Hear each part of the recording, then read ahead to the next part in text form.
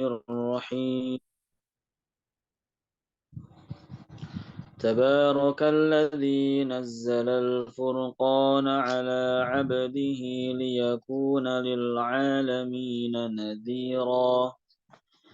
الذي له ملك السماوات والأرض ولم يتخذ ولدا ولم يكن له شريك في الملك وخلق كل شيء فقدره تقديرا. واتخذوا من دونه آلهة لا يخلقون شيئا وهم يخلقون ولا يملكون لأنفسهم ضرا ولا نفعا ولا يملكون موتا ولا حياة ولا نشورا.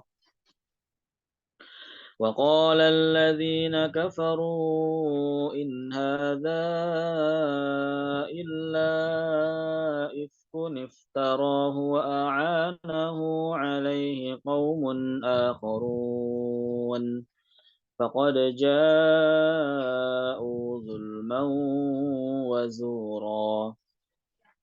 وقالوا أساطير الأولين اكتتبها فهي تملى عليه بكرة وأصيلا. قل أنزله الذي يعلم السر في السماوات والأرض إنه كان غفورا رحيما. وقالوا ما لهذا الرسول يأكل الطعام ويمشي في الأسواق لولا أنزل إليه ملك فيكون معه نذيرا. أو يلقى إليه كنز أو تكون له جنة يأكل منها. وقال الظالمون إن تتبعون إلا رجلا مسحورا. انظر كيف ضربوا لك الأمثال فضلوا فلا يستطيعون سبيلا. تبارك الذي إن شاء جعل لك خيرا من ذلك تجري من تحتها الأنهار جنات تجري من تحتها الأنهار ويجعل لك قصورا. بل كذبوا بالساعة بل كذبوا بالساعة وأعتدنا لمن كذب بالساعة سعيرا.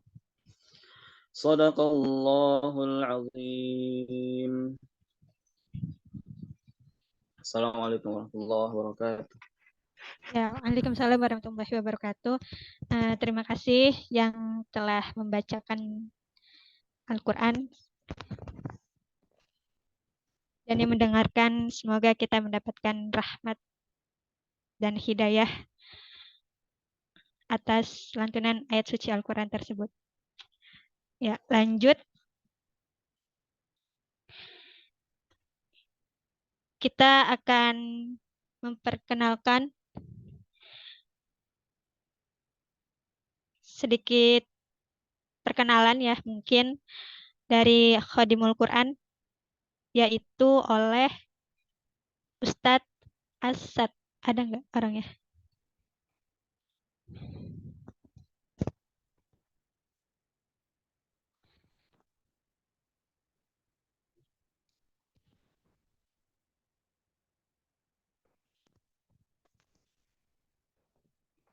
Mungkin Profesor belum.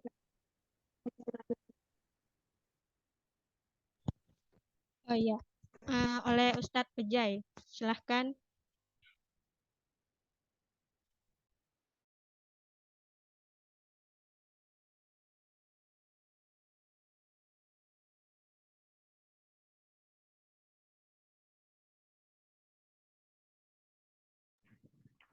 Baik, Assalamualaikum warahmatullahi wabarakatuh. Waalaikumsalam warahmatullahi wabarakatuh. Waalaikumsalam warahmatullahi wabarakatuh. wabarakatuh. Ustaz Ustazah Dewi bisa tolong jadikan anak host terlebih dahulu.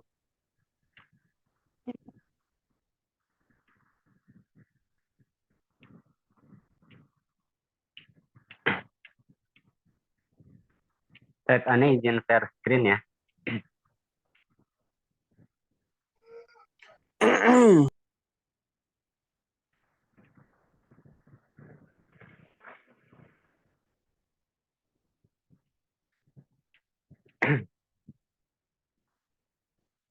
Bismillah teman-teman, terkait Qadimul Quran, izinkan Ana untuk memperkenalkan Qadimul Quran itu sendiri atau lembaga tahfiz online yang kita dirikan pada tahun 2021 silam. Ingat ya, bahwa Qadimul Quran ini kita membantu teman-teman untuk dalam hafal Quran, konsultasi tahsin bacaan, serta memotivasi teman-teman untuk istiqomah bersama Quran. Teman-teman bisa lihat kalau misalkan kita itu mempunyai Instagram Qadimul Quran, atau bisa di-follow teman-teman, yaitu Qadimur_Quran. Ini alhamdulillah untuk konten-kontennya sendiri, kita rajin untuk akhirnya membagikan quote-quote untuk menyemangati Quran, terus teman-teman yang mengikuti kelas tahfiz gitu yang sudah lulus ujian, serta agenda-agenda bersama Qadimul Quran selama minggu-minggunya gitu. Teman-teman semua dari IG Qadimul Quran ini, teman-teman bisa lihat bahwasannya di bio kita itu terdapat link dari identitas Qadimul Quran. Kalau misalnya teman-teman bisa lihat dan diklik, maka teman-teman akan menuju home, di mana di sini terdapat pilihan-pilihan teman-teman yang ingin bergabung bersama Qadimul Quran. Di sini ada teman-teman bisa mendaftar kelas tahfiz, gabung bersama grup WA kita, terus ada playlist motivasi menghafal Quran, serta daftar kelas tahsin. Secara perkenalannya, teman-teman bisa dilihat dari tentang kita, apa itu Qadimul Quran. Qadimul Quran itu sendiri adalah lembaga tahfiz yang berbasis online didirikan pertengahan pada tahun 2021 silam. Tujuan didirikannya adalah untuk mendakwahkan Al-Quran lebih luas via sosial media, dan kami juga ingin membantu teman-teman atau orang-orang yang kebingungan mencari guru Quran itu sendiri. Insya Allah, kehadiran Qadimul Quran akan membantu siapa saja yang mau menghafal Quran, memurojaah hafalan Al-Quran, dan juga mempelajari Al-Quran lebih dalam lagi. Salah satunya adalah pada kajian ini, kita sudah akan merintis dan merutinkan tentang kajian tafsir Al-Quran itu sendiri, dimulai dari Al-Fatihah.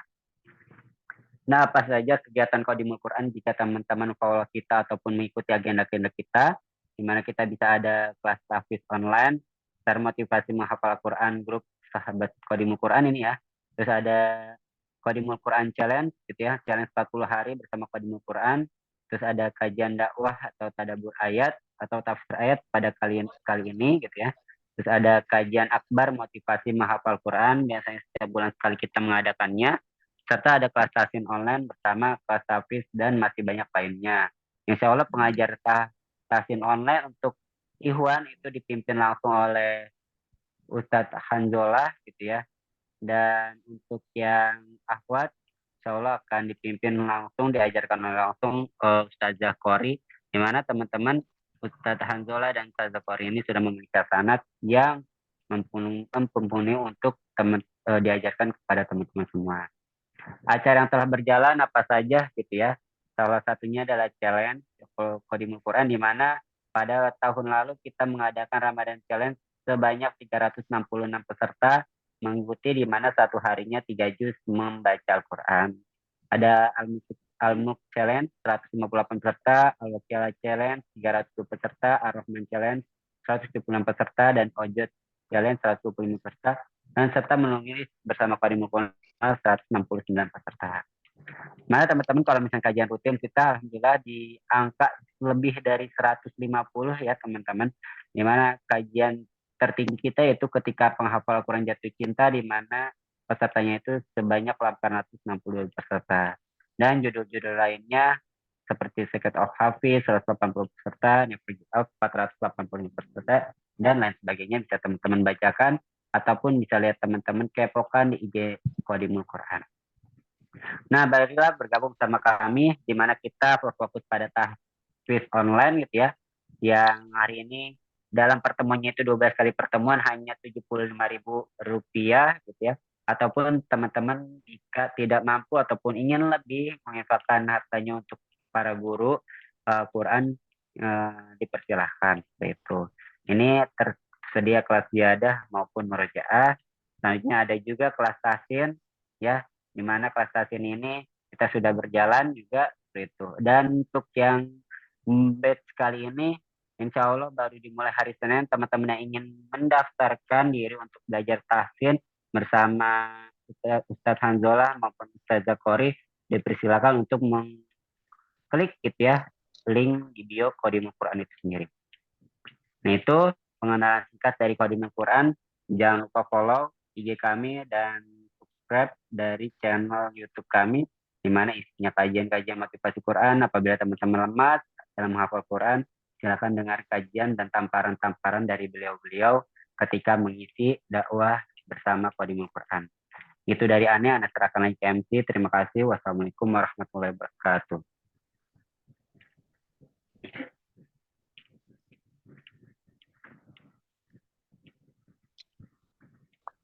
Ya. Terima kasih Ustadz Mujahid atas pemaparan perkenalan tentang Qadimul Quran. Ya, untuk teman-teman yang ingin bertanya lebih lanjut, silakan menghubungi Ustazah Dewi atau Ustadz Ojai. Ya, untuk selanjutnya teman-teman dimohon untuk membuka kameranya karena kita mau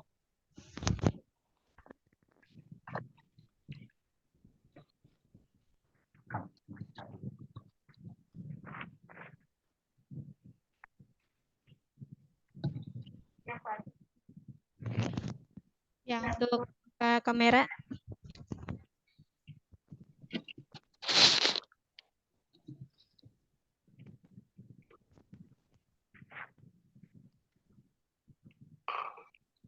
Ada 10 slide ya. Jadi nanti kita on. Ya, sudah siap semua?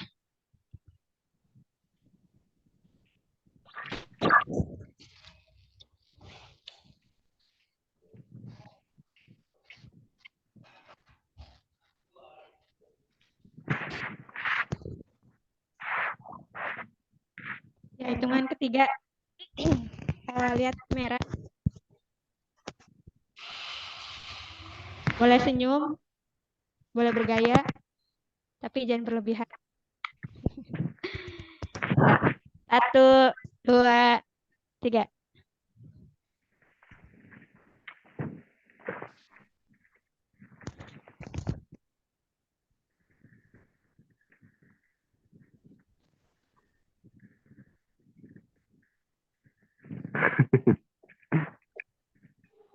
Banyak gaya.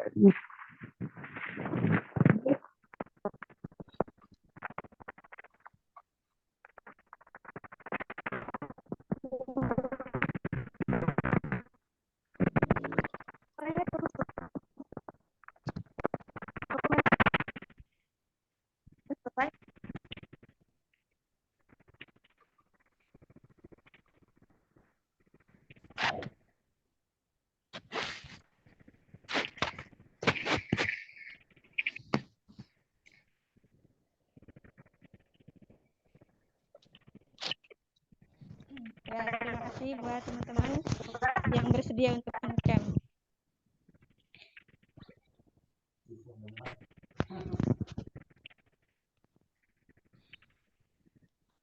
Oke, selanjutnya adalah pemaparan materi kita. Jadi teman-teman sebelum mendengarkan siapin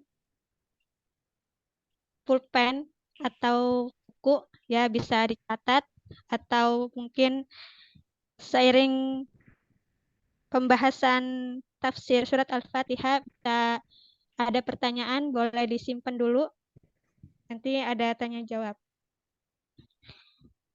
Oke, kita mulai ke acara inti kita, yaitu tentang kajian tafsir surat Al-Fatihah oleh Ustadz Hanzolah. Kepada Ustadz Hanzolah dipersilahkan.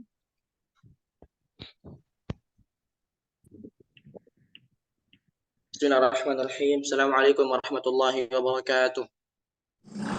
Waalaikumsalam warahmatullahi wabarakatuh.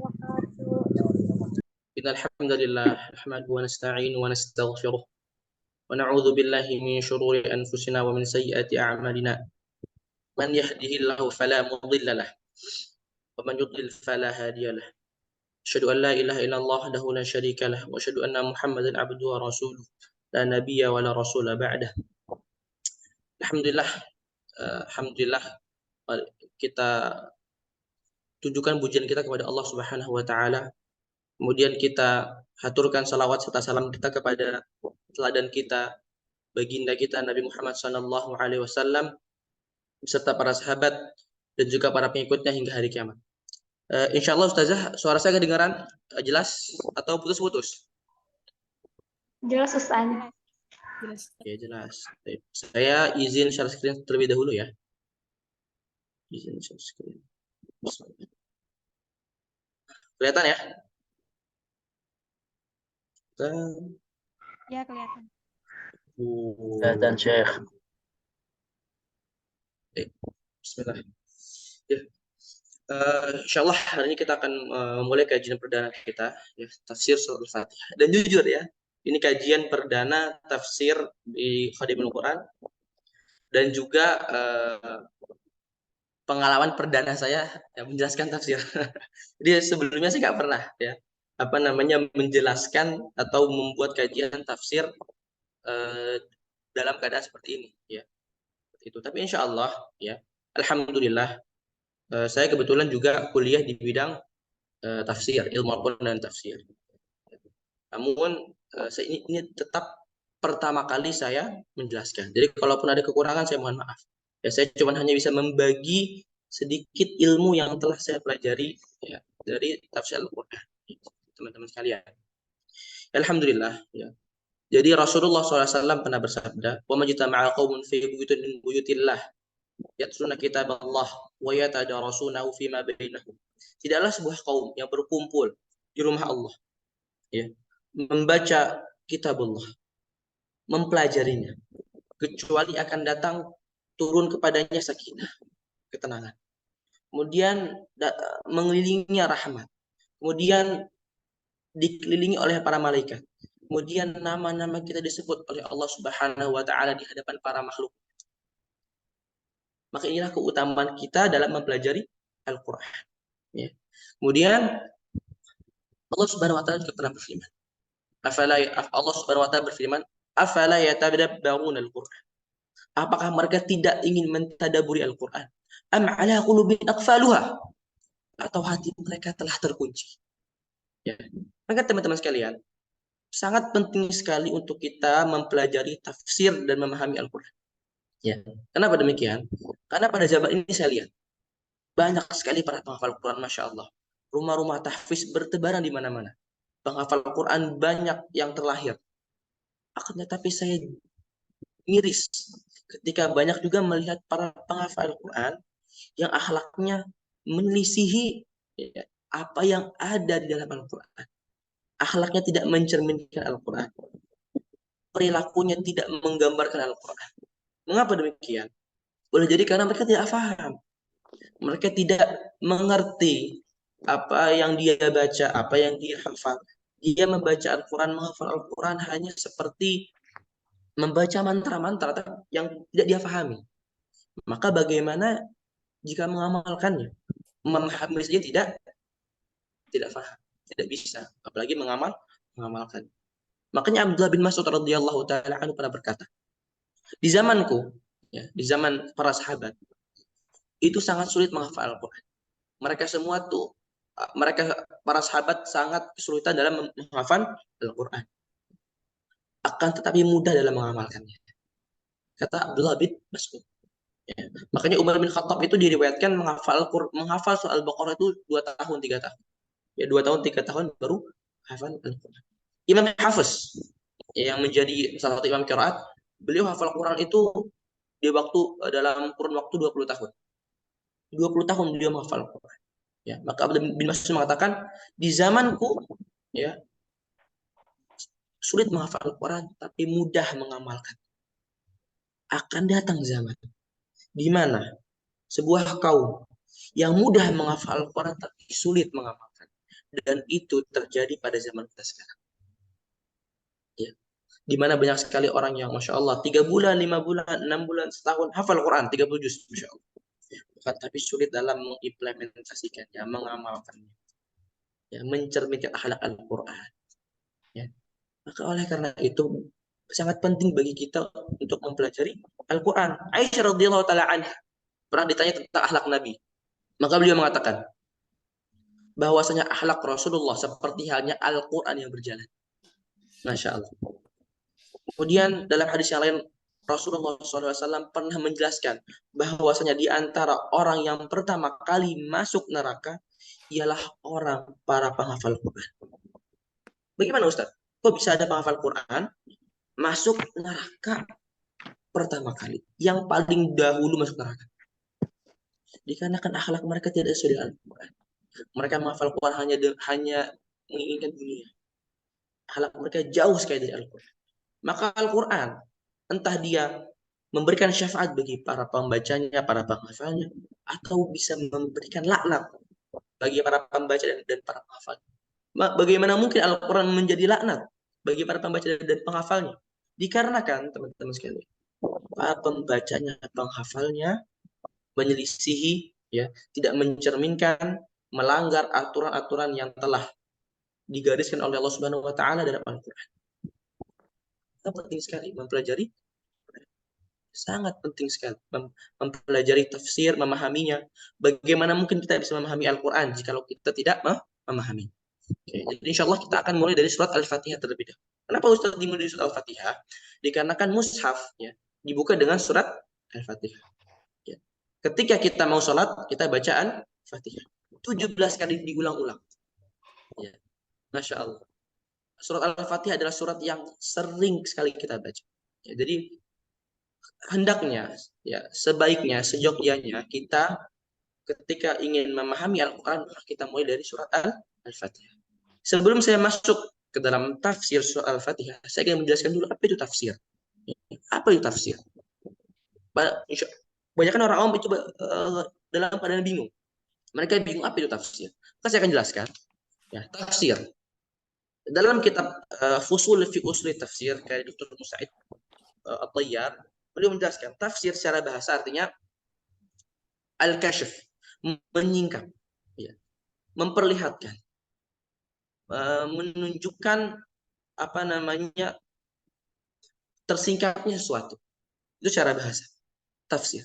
Adapun secara istilah artinya penjelasan kalamullah. Itu tafsir. Maka nanti ada yang membedakan antara tafsir dengan tadabbur. Itu beda. Dua hal yang berbeda. Tafsir itu artinya penjelasan. Jadi jikalau ada dalam Al-Quran ayat-ayat yang perlu penjelasan, maka dijelaskan, ditafsirkan. Makanya kenapa kalau ditanya Rasulullah kenapa tidak mentafsirkan semua Al-Quran? Ya, misalnya ini ada kitab tafsir Ibnu Katsir saya punya 30 juz. Ya, kenapa nggak Rasulullah aja yang tafsirin langsung? Kenapa harus ada Ibnu Katsir? Kenapa harus ada tafsir Imam At-Tabari? Kenapa harus ada tafsir misalnya di Indonesia ada tafsir Buya Hamka? Kenapa nggak Rasulullah langsung yang mentafsir? Jawabannya teman-teman, karena di zaman sahabat mereka semua insya Allah faham semua apa namanya makna dalam Al-Quran, dan hanya sedikit ayat-ayat yang dibutuhkan untuk ditafsirkan. Contohnya, ketika itu Rasulullah SAW turun surat Al-An'am, alladzina amanu wa lam yalbisu imanahum bidzulm ulaika lahumul amn wa hum muhtadun. Dan orang-orang yang beriman kemudian tidak mencampur adukan keimanannya dengan kezaliman, maka mereka adalah orang-orang yang aman dan orang-orang yang diberikan petunjuk. Maka para sahabat kebingungan. Ya Rasulullah, bagaimana mungkin ada orang beriman kemudian tidak pernah melakukan kezaliman? Pasti dia pernah melakukan yang namanya kezaliman. Entah itu menzalimi orang lain atau menzalimi dirinya sendiri dengan berbuat kemaksiatan atau dosa. Jadi nggak mungkin. Ya, jadi nggak mungkin. Sahabat pun bingung. Maka Rasulullah pun menjelaskan ayat tersebut, mentafsirkan ayat tersebut. Maka beliau mengatakan, "Ghul", ya, kezaliman yang dalam ayat ini itu bukan yang dipahami oleh para sahabat. Akan tetapi kezaliman dalam ayat tersebut adalah maksudnya adalah syirik.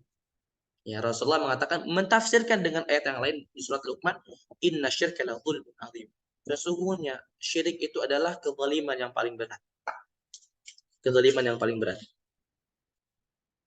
Artinya teman-teman, maka di sini ada metode bahwasanya mentafsir Al-Qur'an dengan Al-Qur'an. Nah, itulah contoh tafsir dari Rasulullah SAW. Jadi Rasulullah nggak mentafsirkan semua Al-Quran. Kenapa? Karena sudah paham. Ya. Jadi Rasulullah hanya mentafsirkan beberapa ayat yang para sahabat kebingungan. Makanya baru ketika zaman Ibnu Katsir, zaman Imam atau dari banyak orang yang kebingungan, maka ditafsirkan. Nah, seperti itu. Nah, apa bedanya dengan tadabbur? Tadabbur itu lebih luas. Artinya tadabbur itu artinya merenungi, menghayati. Ya. Tafsir itu hanya menjelaskan. Seperti saya tadi mengatakan, seperti saya tadi ya, apa bedanya? Ketika saya menjelaskan tadi makna zalim, makna zul, itu tafsir. Tadabbur itu artinya merenungi, menghayati dengan hati. Merenungi dengan hati. Ya. Makanya ada orang yang boleh jadi dia bisa menafsirkan ayat, tapi dia tidak bisa mentadaburnya. Kenapa? Karena tafsir itu lewat akal. Adapun tadabbur itu dengan hati. Tadabbur itu dengan hati. Maka Allah mengatakan, "Afala yatadabbaruna al-Qur'an?" Kenapa mereka tidak mentadabburi Al-Qur'an? Am ala qulubin aqfaluha. Kemudian Allah menyebutkan dengan hati. Apakah hati mereka terkunci? Maka kunci dalam mentadabburi Al-Qur'an ialah dengan hati. Dan salah satu wasilah mentadabburi Al-Qur'an itu adalah dengan mengetahui tafsir. Makanya disebut dengan tafsir dan tadabbur. Baik. Insyaallah itu penjelasan singkat tentang makna tafsir dan tadabbur, teman-teman. Dan kita lanjut ya. Oh ya. Soal Al-Fatihah teman-teman sekalian ya. Sebelum saya masuk ke urgensi soal Al-Fatihah. Surah Al-Fatihah sebelum kita masuk ke tafsirnya, kita harus mengetahui dulu tentang maksud, tujuan dari surat tersebut. Apa maksud surah Al-Fatihah diturunkan? Apa tujuan? Maka wallahu alam, ulama mengatakan bahwasanya tujuan surah Al-Fatihah ialah merealisasikan ya menghadapkan kita kepada Allah Subhanahu wa taala dengan ibadah yang sempurna. Artinya, ketika kita ingin menghadap Allah Subhanahu wa taala, maka kita perlu menyempurnakan ibadah kita. Makanya tujuan dari surah Al-Fatihah untuk memberitahu kita bahwa ketika kita ingin menghadap Allah, maka harus memperbaiki, membaguskan, menyempurnakan ibadah kita di hadapan Allah Subhanahu wa taala. Kita masuk ke urgensi surah Al-Fatihah ya.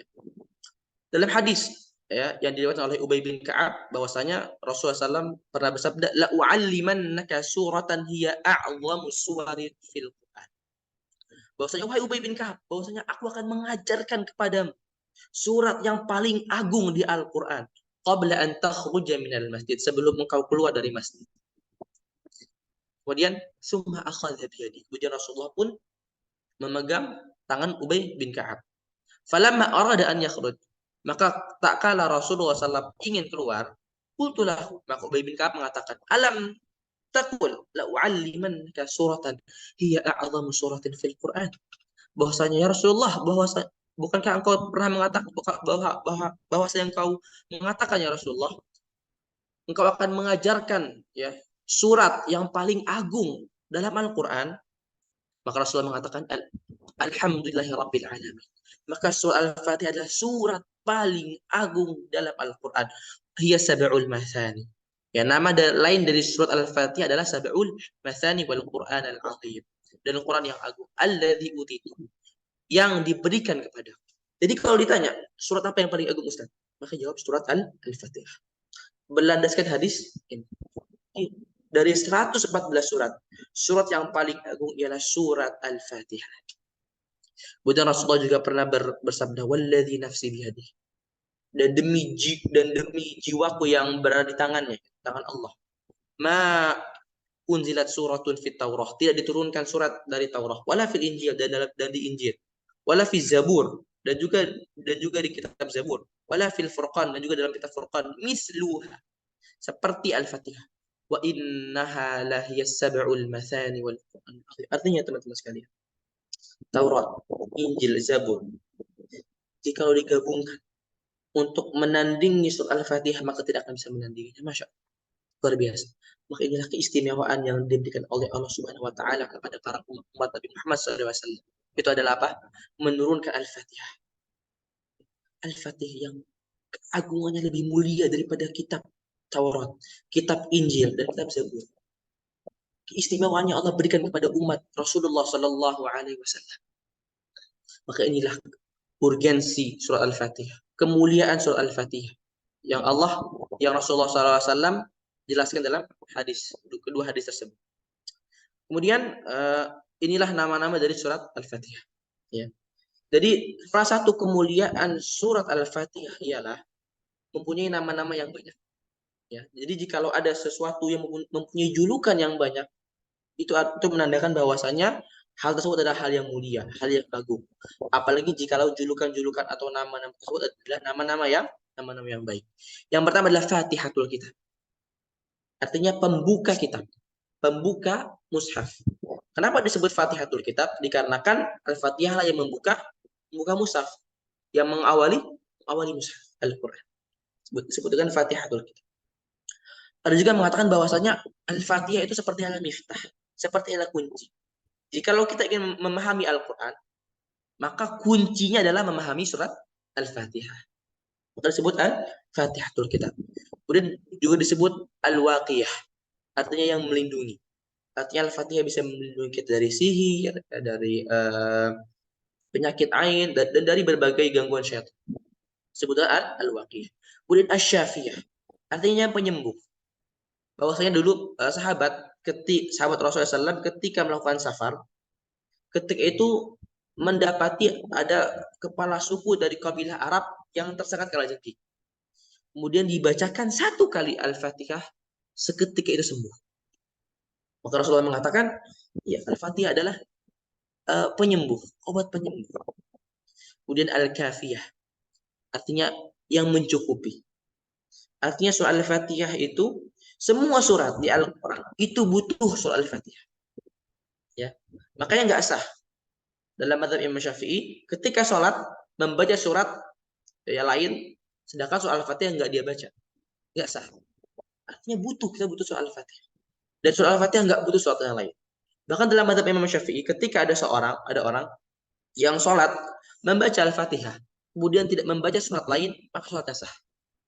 Dalam mazhab Imam Syafi'i, ketika ada orang sholat membaca surat Al-Fatihah, kemudian waladhdallin, amin, kemudian ruku, maka sholatnya sah. Maka disebutkan Al-Kafi. Kemudian sab'ul mathani, artinya 7 ayat yang diulang-ulang. Jadi artinya Al-Fatihah adalah 7 ayat yang diulang-ulang terus diulang. Maka inilah nama-nama dari surat Al-Fatihah. Ya, Fatihatul Kitab, Al-Waqiyah, Asy-Syafiyah, Al-Kafiyah, Sab'ul Mathani. Sebenarnya masih banyak sekali nama-nama dari surat Al-Fatihah. Namun terlalu panjang kalau saya sebutkan semuanya di sini. Lanjut, teman-teman sekalian. Nah, ini dia. Rahasia surat Al-Fatihah. Ya, sirru surat Al-Fatihah. Rahasia surat Al-Fatihah. Apa itu rahasia dari surat Al-Fatihah, teman-teman sekalian? Al-Fatihah, ya, di sini belum saya sebutkan ya. Juga disebut dengan Ummul Kitab. Artinya ummu itu artinya ibu. Ya. Artinya induk dari Al-Quran. Seakan-akan Al-Fatihah itu yang mengandung semua makna Al-Quran. Jadi dalam Al-Fatihah terkandung, ya, diringkas semua makna dalam Al-Quran. Maka teman-teman sekalian, dalam Al-Quran ada 3 hal yang pasti Allah bahas. Nggak akan keluar dari 3 hal tersebut. Yang pertama ialah akidah. Di mana dalam Al-Quran pasti akan membahas yang namanya akidah. Artinya membahas bahwasanya Allah itu Tuhan yang Esa, Allah itu menciptakan langit dan bumi, Allah menciptakan manusia, Allah pemberi rezeki, Allah yang yang menghidupkan, kemudian Allah yang mematikan, itu akidah. Kemudian tentang surga, tentang neraka, azab, itu akidah. iman kepada malaikat, iman kepada rasul, itu akidah. Ya, dalam Al-Qur'an pasti membahas tentang akidah. Kalau nggak bahas akidah, pasti bahas ibadah. Ya, tentang halal haram, disyariatkannya sholat, disyariatkannya zakat, disyariatkannya puasa, disyariatkannya haji, hukum qisas, ya, kemudian hukum menikah, itu semua ibadah dalam Al-Quran. Entah itu dia membahas akidah, entah itu dia membahas ibadah. Kalau nggak dua ini, maka dia ketiga, yang namanya manhaj kehidupan, artinya jalan kehidupan. Artinya kisah-kisah. Pasti Al-Quran akan memberikan kisah-kisah. Entah itu kisah-kisah orang-orang saleh yang bisa kita ambil pelajarannya. Kita jadikan suri tauladan seperti halnya kisah Nabi Ibrahim, kisah Nabi Yusuf, kisah Nabi Ismail, kisah Nabi Ayub, kisah Nabi Musa, dan juga kisah para nabi-nabi yang lain. Ya. Sebetulnya manhaj kehidupan, artinya kisah-kisah orang-orang saleh yang bisa kita jadikan jalan dalam menempuh kehidupan kita. Atau Al-Quran mengisahkan jalan-jalan kehidupan orang-orang yang telah binasa. Seperti halnya kaum Ad, kaum Tsamud, kaum Sodom, kemudian kaumnya Nabi Ibrahim, kemudian Fir'aun. Inilah jalan-jalan kehidupan orang-orang yang binasa dikarenakan kesombongan mereka, kesyirikan mereka, ya. Seperti itu. Ya, yang kita ambil pelajarannya, kemudian kita jauhi perlakuannya. Nah, tiga ini. Pasti Al-Quran nggak akan jauh keluar dari tiga hal ini. Entah itu akidah, entah itu ibadah, entah itu manhaj kehidupan. Maka tiga hal ini ya terkandung semua dalam surah Al-Fatihah. Akidah. Allah firman, Alhamdulillahi Rabbil Alamin. Segala puji bagi Allah. Ar-Rahman Ar-Rahim. Allah yang Rahman dan Rahim. Itu akidah. Menjelaskan tentang sifat Allah. Malik Yaumiddin. Itu akidah. Membahas tentang keagungan Allah, sifat penyayangannya Allah. Akidah. Kemudian ibadah, Allah sebut di dalam kata iyyaka na'budu wa iyyaka nasta'in. Hanya kepadamu lah ya Allah hamba menyembah, kami menyembah, dan hanya kepadamu lah kami meminta pertolongan. Ibadah. Dijelaskan dalam Al-Fatihah. Kemudian manhaj kehidupan, Allah jelaskan siratal ladzina an'amta 'alaihim ghairil maghdubi 'alaihim waladdallin. Ketika kita meminta jalan, itu adalah jalan orang yang saleh, yang Allah berikan nikmat kepadanya. Bukan jalan orang-orang yang maghdubi alaihim, yang dimurkai oleh Allah. Waladdallin, dan juga bukan orang-orang yang sesat. Ini Al-Quran. Maka ini rahasia soal Al-Fatihah. Luar biasa teman-teman sekalian. Maka saya bilang tadi, jikalau kita bisa memahami soal Al-Fatihah, insya Allah akan mudah dalam memahami surat-surat yang lain. Kenapa? Karena semua kandungan dalam Al-Quran itu terringkas dalam Al-Fatihah. Inilah sirru surat Al-Fatihah, rahasia surat Al-Fatihah. Kemudian selanjutnya, dalam surat Al-Fatihah terkandung bahwasannya kita sedang berbicara dengan Allah Subhanahu wa taala. Seakan-akan kita berbicara kepada Allah Subhanahu wa taala. Di mana dalam hadis di mana Rasulullah SAW bersabda bahwasanya Allah Subhanahu wa taala berfirman dalam hadis qudsi, qasamtu salata baini wa baina 'abdi nisfain. Bahwasanya aku telah membagi ya salat antara aku dengan hambaku dengan dua bagian. Wali 'abdi ma sa'ala. Dan bagi hambaku apa-apa yang ia minta. Fa idza qala al-'abdu alhamdulillahi rabbil alamin. Jika seorang hamba mengatakan alhamdulillahi rabbil alamin, qala Allah taala hamidani 'abdi. Maka Allah pun mengatakan hambaku telah memujiku. Idza qala ar-rahman wa idza qala ar-rahman ar-rahim. Dan jika hambaku mengatakan ar-rahman ar-rahim, qala Allah taala athna 'alayya 'abdi. Maka Allah pun mengatakan hambaku telah memuliakan. Wa idza qala malik yaumiddin, qala majjadani 'abdi. Dan ketika hambaku mengatakan malik yaumiddin, maka aku mengatakan bahwasanya hambaku telah mengagungkan. Maqala marrah fa wada ilayya 'abdi. Ataupun Allah pun mengatakan dalam kesempatan yang lain bahwasanya hambaku telah menyerahkan urusannya kepadaku. Fa idza qala iyyaka na'budu wa iyyaka nasta'in. Ketika kita mengatakan iyyaka na'budu wa iyyaka nasta'in. Afwan, ini tolong di unmute ya. Tolong Ustazah di unmute. Oh ya, saya unmute dulu. Teman-teman, saya beritahu sebentar ya, tolong di-unmute suaranya ya. Karena itu bisa mengganggu teman-teman yang lain, ya. Ini bagian dari adab. Ya, adab menuntut ilmu. Itu jangan mengganggu teman-teman yang lain, ya. Tolong diperhatikan mikrofonnya, ya. Jangan sampai nggak sengaja ke unmute kemudian mengganggu teman-teman yang lain. Ya, saya lanjut. Fa idza qala iyyaka na'budu wa iyyaka nasta'in. Ketika hambaku mengatakan iyyaka na'budu wa iyyaka nasta'in, maka Allah mengatakan hadza baini wa baina 'abdi wa li 'abdi ma sa'al. Ini antara aku dan hambaku. Dan bagi hambaku apa-apa yang ia minta. Fa idza qala inna siratal mustaqim siratal ladzina an'amta 'alaihim ghairil maghdubi 'alaihim waladdallin amin.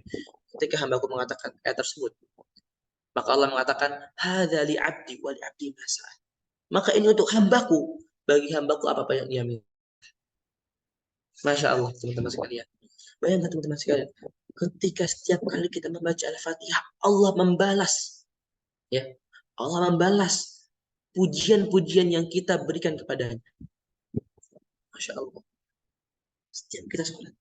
Maka Umar bin Abdul Aziz, seorang khalifah di zaman Bani Umayyah, ketika itu setiap ia sholat, Alhamdulillahirabbil alamin, maka beliau berhenti sejenak. Beliau membaca Ar-Rahmanir Rahim, kemudian berhenti sejenak. Setiap membaca Al-Fatihah, setiap membaca ayat-ayat Al-Fatihah, maka beliau berhenti sejenak. Berhenti. Kemudian melanjutkan, kemudian berhenti, kemudian melanjutkan sampai seterusnya. Kemudian ditanya, "Ya Amirul Mukminin, wahai Amirul Mukminin, kenapa engkau melakukan hal tersebut?" Ya, kenapa engkau setiap membaca Al-Fatihah, setiap ayatnya berhenti. Kemudian setiap ayat-ayat yang lain berhenti lagi. Maka Umar bin Abdul Aziz mengatakan, aku ingin merasakan balasan dari Rabb. Ketika saya mengatakan Alhamdulillahirabbil alamin, segala puji bagimu ya Allah. Maka Allah mengatakan, hambaku telah memujiku. Ketika kita mengatakan Ar-Rahman Ar-Rahim, ya Allah, engkau adalah Maha Pengasih lagi Maha Penyayang. Maka Allah mengatakan, sungguhnya hambaku telah memuliakanku. Ketika kita mengatakan Malik Yaumiddin, ya Allah, engkaulah pemilik hari pembalasan. Maka Allah mengatakan, Majjadani abdi, hambaku telah mengagungkanku. Ketika kita mengatakan, ya Allah, hanya kepadamu lah kami menyembah, dan hanya kepadamu lah kami meminta pertolongan. Maka Allah mengatakan, ini antara aku dan hambaku. Seakan-akan Allah mendengarkan, baik, ayo, kau minta apa? Saya akan kabulkan. Ketika kita mengatakan, inna siratal mustaqim siratal ladzina an'amta 'alaihim ghairil maghdubi 'alaihim waladdallin amin. Allah mengatakan, bagi hambaku apa yang dia minta, aku akan kabulkan. Ya. Maka dalam Al-Fatihah ada al-hiwar ma'allah, berbicara dengan Allah. Dalam surat Al-Fatihah, teman-teman sekalian. Ya. Maka salah satu yang membuat salat kita khusyuk adalah apa? Menghadirkan rasa tersebut. Seakan-akan Allah membalas, ya, membalas surat dari kita. Masya Allah. Teman-teman sekalian, ini bukan presiden. Ini bukan idola yang kita idolakan, main bola, artis, siapa? Bukan mereka yang membalas surat kita. Tapi Allah, pemilik langit dan bumi, yang menciptakannya, yang menguasai alam semesta, yang menciptakan kita. Dialah yang membalas surat dari kita. Masya Allah. Maka disebutkan Al-Fatihah, Al-Hiwar ma'allah. Kita lanjutkan, teman-teman sekalian. Nah, kita lanjut ke dalam ayat pertama, itu adalah Bismillahirrahmanirrahim. Ya. Maka yang pertama adalah, ya, dalam kalimat dalam ayat Bismillahirrahmanirrahim terdapat adab kepada Allah Ta'ala. Ya, jadi Allah Subhanahu Wa Ta'ala ingin mengajarkan kepada Nabi Muhammad SAW untuk beradab kepada Allah sebelum mengerjakan segala sesuatu, ya, dan terus mengingat dan terus berzikir kepada Allah Subhanahu Wa Ta'ala. Teman-teman sekalian, ya, saya jelaskan dulu, ya. Dalam kalimat ayat Bismillahirrahmanirrahim, dalam bahasa Arab itu ada kalimat itu terbagi dua. Ada jumlah fi'liyah sama jumlah ismiyah. Ada kalimat yang diawali dengan kata benda. Contohnya Muhammad Yamin. Muhammad Yamin. Muhammad itu adalah orang yang tampan. Maka kalimat ini diawali dengan kata benda. Ada dalam bahasa Arab dengan jumlah fi'liyah. Kalimat yang diawali dengan kata kerja. Contohnya, Yaqra'u Ahmadu kitaban atau al-kitabah. Ya, Ahmad membaca buku. Maka diawali dengan apa namanya? Dengan kata kerja disebut dengan jumlah fi'liyah. Maka dalam kalimat bismillahirrahmanirrahim ini diawali dengan harfu jar namanya. Ba. Ini bukan fi'liyah, bukan ismiyah. Maka ulama pun akhirnya apa? Ulama pun akhirnya mentafsirkan. Ada yang mengatakan bahwasanya ada yang fi'lun mahdzuf. Ada yang terhapus di sini, ya. Kenapa dihapus, Ustaz? Karena bismillahirrahmanirrahim agar bisa terpakai dalam segala hal. Contoh seperti ini teman-teman sekalian. Ya, ketika kita ingin melaksanakan membaca Al-Quran, misalnya, membaca Al-Quran, kita baca Bismillah. Maka sekarang kita mengatakan aqra'u Bismillah. Saya membaca dengan nama Allah yang Maha Pengasih lagi Maha Penyayang.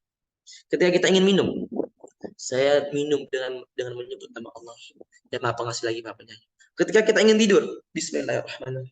Saya tidur dengan menyebut nama Allah Subhanahu yang Maha Pengasih lagi Maha Penyayang. Itu adab namanya. Sebelum kita melakukan segala sesuatu harus didahului dengan menyebut nama Allah. Kenapa, Ustaz? Sebagai bentuk melibatkan Allah dalam segala aktivitas kita. Dalam melibatkan Allah dari segala aktivitas kita. Bahkan dalam hadis Nabi SAW mengatakan bahwasanya sesuatu hal yang baik ketika tidak diawali dengan bismillah maka dia abtar. Apa namanya? Terputus. Ada terputus berkahnya, terputus pahalanya. Seperti itu. Bismillahirrahmanirrahim. Teman-teman sekalian, ya. Cara membedakan hal yang baik dan yang buruk itu dengan diawali dengan bismillah. Ya. Saya kasih contoh. Ketika kita ingin makan misalnya, baca bismillah, cocok, pas, gak ada masalah. Ketika kita ingin baca Quran, baca bismillah. Pas-pas aja. Biasa saya tanya teman-teman sekalian, ketika misalnya ada minuman beralkohol, kemudian diminum, kemudian kita awali dengan bismillah, kira-kira cocok? Nggak cocok. Ya. Ketika kita ingin berzina, baca bismillah, nggak cocok. Saya nggak bilang, dan kemudian saya nggak bilang rokok, entah itu rokok makruh atau haram, ya terlepas itulah. Bisa tanya, ketika ada orang mau merokok, baca bismillah nggak?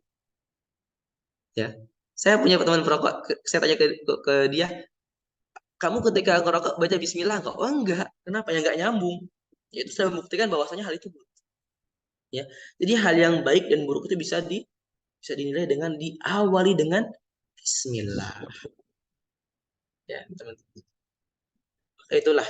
Jadi seakan-akan ketika kita ingin minum, baca bismillahirrahmanirrahim, seakan-akan kita mengatakan dengan menyebut nama Allah. Maka itu dinilai pahala.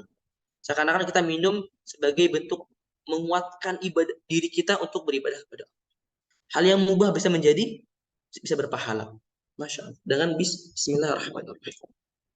Kemudian dalam kata bismillah di sini ada namanya al-isti'anah atau tabarruk. Jadi seakan-akan ketika kita mengatakan bismillahirrahmanirrahim dengan nama Allah yang Maha Pengasih dan Penyayang, saya meminta tolong kepadanya. Contoh, ketika kita ingin melaksanakan ujian, ya, kita baca bismillah. Seakan-akan kita mengatakan dengan nama Allah yang Maha Pengasih Maha Penyayang, saya meminta tolong kepadanya dengan nama Allah. Ketika ingin membaca Quran, ketika teman-teman ya, yang ingin bertanya nanti ya, saya kasih waktu untuk bertanya. Ya, nggak sekarang waktu bertanya. Baik.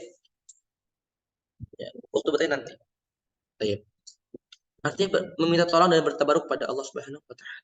Jadi seakan-akan kita meminta tolong kepada Allah ketika kita melakukan segala sesuatu. Ketika baca Quran, kita nggak akan bisa baca Quran teman-teman sekalian kalau bukan atas izin, kehendak dan pertolongan Allah Subhanahu wa taala.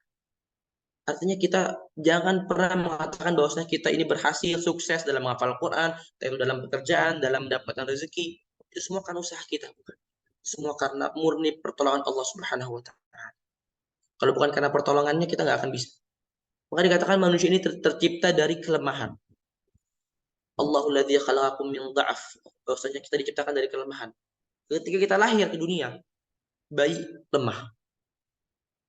Summa waja'ala min ba'di quwwatin waja'ala min ba'di summa ja'ala min ba'di dha'fa wa quwwah. Kemudian Allah jadikan setelah kelemahan kuat. Setelah kuat nanti lemah lagi, tua renta. Itulah hakikatnya manusia, lemah. Maka kita harus meminta tolong kepada Allah Subhanahu dalam segala perbuatan kita. Kemudian tabarruk, artinya meminta keberkahan Allah. Keberkahan artinya ziyadah, artinya tambahan. Ketika kita membaca Quran, Allah mudahkan kita. Allah berikan kita kemudahan. kenikmatan, itu namanya keberkahan. Ya, dalam setiap hal kita meminta keberkahan dari Allah. Maka seakan-akan ketika kita membaca Al-Quran, kita mengatakan Bismillahirrahmanirrahim. Saya membaca dengan menyebut nama Allah, ya Maha Pengasih lagi Maha Penyayang, sebagai bentuk meminta pertolongan dan juga sebagai bentuk meminta keberkahan. Maka inilah makna dari Bismillahirrahmanirrahim. Ya, teman-teman sekalian, ya, kata ism di sini itu dalam bahasa Arab disebut dengan mufrad mudhaf. Artinya kata yang bentuk tunggal yang menyandarkan. Ya, maka dalam tafsir Imam Sa'di, ya, beliau mengatakan bahwasanya ismun mufrad mudhaf ini mencakup semua nama Allah. Jadi seakan-akan kita mengatakan dengan menyebut nama Allah, semua nama Allah. Ya, Allah mempunyai 99 nama yang baik. Ya, dengan menyebut semua nama Allah, diwakili dengan Bismillah. Ya, teman-teman sekalian, kemudian kita lanjut ke kata Allah. Kenapa di sini setelah kata Bismi, kemudian Allah? Kenapa enggak Ar-Rahman? Bismillahirrahmanillah. Kenapa harus Bismillah? Kenapa nama yang disebut itu dari 99 nama yang Allah miliki? Kenapa nama yang pertama kali disebut adalah nama Allah? Kenapa nama Allah? Ulama menjelaskan bahwasanya nama Allah adalah nama yang terkhusus baginya. Tidak ada, ya, seorang pun, makhluk pun yang disebut Allah. Jadi Allah adalah nama yang disematkan kepadanya oleh Tuhan yang kita sembah. Itu disebut dengan Allah.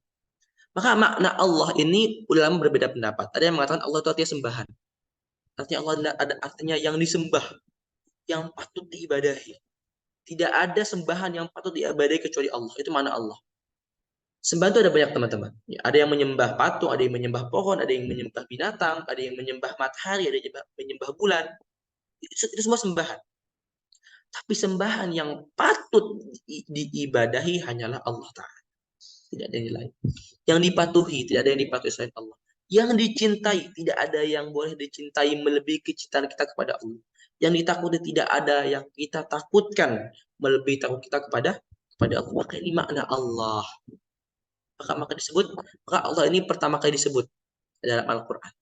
Dan juga ingin memperkenalkan dirinya kepada kita, bahwa Tuhan adalah Allah Subhanahu wa Ta'ala. Kemudian, ya, teman-teman sekalian, Al-Quran dibuka dengan kasrah, ya, Bismi. Lihat sini, ini kasrah kan? Apa rahasianya? Ya, Al-Quran dibuka dengan kasrah, Bismi. Kemudian diakhiri pula dengan kasrah, minal jinnati wan nasi. Ya, minal jinnati wan nasi. Artinya Al-Quran dibuka dengan kasrah, kemudian diakhiri dengan kasrah. Apa rahasianya?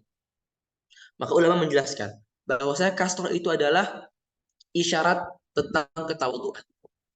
Ketika seseorang ingin membuka Al-Quran, membacanya, menghafalnya, maka harus ingat bahwasanya dia harus tawadhu. Tidak boleh sombong. Bahwasanya ketika dia membaca Al-Quran, menghafal Al-Quran, memulai perjuangan tersebut, dia harus ingat bahwasanya itu semua atas izin pertolongan Allah Subhanahu wa Ta'ala. Maka dia tidak pantas sombong. Kemudian di akhir dengan minal jinnati wan nasi. Ketika dia menghatamkan Al-Quran, entah itu khatam hafalan, entah itu khatam bacaan, maka dia harus mengetahui bahwasanya dia khatam itu atas pertolongan Allah. Maka dia tidak pantas sombong.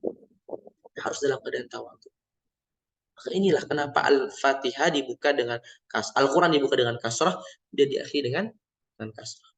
Kemudian kita masuk ke dalam Ar-Rahman Ar-Rahim. Apa bedanya Ar-Rahman dan Ar-Rahim? Kalau dalam terjemahan Depak itu, ya Maha Pengasih lagi Maha Penyayang. Ya, sebenarnya sudah benar terjemahannya, akan tetapi belum mencukupi untuk memahami makna Rahman Ar-Rahim. Apa bedanya Rahman dan Rahim? Ar-Rahman Ar-Rahim itu mempunyai perbedaan. Ya, punya perbedaan. Ar-Rahman artinya dari kata rahmah. Ya. Artinya rahmat Allah yang mencakup semua makhluk di dunia. Ya, dan di akhirat. Ya, artinya orang kafir mendapatkan rahmat Allah. Orang mukmin mendapatkan rahmat Allah. Binatang, hewan mendapatkan rahmat Allah. Orang muslim mendapatkan udara. Orang kafir mendapatkan udara juga. Orang mukmin Allah beri rezeki, orang kafir Allah beri rezeki, hewan Allah beri rezeki. Maka ini Ar-Rahman. Maka inilah sifat rahmatnya Allah kepada semua makhluknya. Disebut dengan Ar-Rahman. Maka disebut dengan Maha Pengasih. Kenapa disebut Maha Pengasih? Karena dia mengasihi semua makhluk. Entah itu dia mukmin, entah itu dia kafir. Semuanya Allah kasih. Kan disebut dengan Ar-Rahman. Ya, ada yang mengatakan Ar-Rahman ini khusus di dunia saja. Artinya yang mendapat rahmat Allah itu semuanya di dunia, entah itu kafir, entah itu mukmin. Ya. Ada yang mengatakan Ar-Rahman itu enggak cuma di dunia. Artinya di akhirat juga ada rahmannya Allah. Apa itu Ustaz rahmannya Allah? Artinya Allah berbuat adil kepada seluruh makhluknya. Orang kafir Allah berbuat adil, Allah balas. Ya. Allah balas sesuai dengan kelakuan. Itu disebut dengan Ar-Rahman dan Ar-Rahim. Apa beda? Kalau Ar-Rahim, Ar-Rahman itu artinya rahmat Allah, kasih sayang Allah mencakup semua makhluknya. Maka Ar-Rahim ini adalah kasih sayang Allah yang khusus kepada orang mukmin saja. Yang khusus kepada orang muslim mukmin saja yang beriman kepada Allah. Maka mereka lah yang mendapatkan rahmat khusus dari Allah ini. Apa rahmatnya Ustaz? Bentuknya Ustaz? Bentuknya adalah di dunia adalah ketika rahimnya Allah ada kepada orang mukmin ialah memberikannya nikmat ibadah, memberikannya lezatnya membaca Al-Quran, memberikan pahala. Kemudian di akhirat, ya, rahimnya Allah kepada orang mukmin ialah memberikan balasan surga. Ya, maka ini bedanya Rahman dan Ar-Rahim. Maka Rahman itu artinya rahmat Allah yang luas mencakup segala hal. Sedangkan Rahim itu adalah rahim yang khusus hanya kepada orang-orang mukmin dan muslim saja. Ini bedanya Rahman dan Rahim. Nah, teman-teman sekalian, Ar-Rahman Ar-Rahim ini terulang 2 kali dalam Al-Qur'an. Bismillahirrahmanirrahim, alhamdulillahirabbil kemudian Ar-Rahmanir-Rahim. Terulang 2 kali. Ya. Kenapa diulang 2 kali? Ya, apa rahasianya? Maka Bismillahirrahmanirrahim yang pertama, ya, setelah itu adalah alhamdulillahirabbil alamin. Maka Ar-Rahman Ar-Rahim yang pertama itu adalah untuk alam dunia. Ya, karena setelah itu al-alamin artinya alam dunia. Artinya rahmannya Allah, rahimnya Allah di dunia. Kemudian Ar-Rahmanir Rahim yang kedua, setelah itu adalah setelah itu adalah Maliki Yaumiddin. Artinya rahman dan rahimnya Allah untuk hari kiamat, yaumul qiyamah. Maka kenapa diulang 2 kali? Artinya Allah ingin menekankan bahwasanya Allah itu Rahman, Rahim di dunia maupun di akhirat. Masya Allah. Maka inilah makna Ar-Rahman Ar-Rahim. Kita lanjut ke sebentar. Oke, alhamdulillahirabbil alamin. Ya. Alhamdulillahirabbil alamin, ya. Terdapat di sini ada alif lam. Ulama mengatakan ini disebut dengan alif lam al-istighraqiyah. Apa itu Ustaz alif lam al-istighraqiyah Ustaz? Artinya alif lam yang mencakup semua pujian Allah. Maka alhamdulillah itu artinya sebenarnya pujian. Nah, tapi kalau kita lihat di terjemahan artinya segala puji. Kok bisa diterjemahkan segala puji? Sedangkan alhamdulillah itu bentuknya tunggal artinya pujian. Karena ada kata alif lam di sini, ya. Alif lam istighraqiyah. Artinya segala puji itu hanya lillah, bagi Allah. Maka di sini juga ada alif lam ikhtisas. Artinya segala puji khusus hanya bagi Allah Subhanahu. Ya. Pujian hanya bagi Allah Subhanahu wa taala.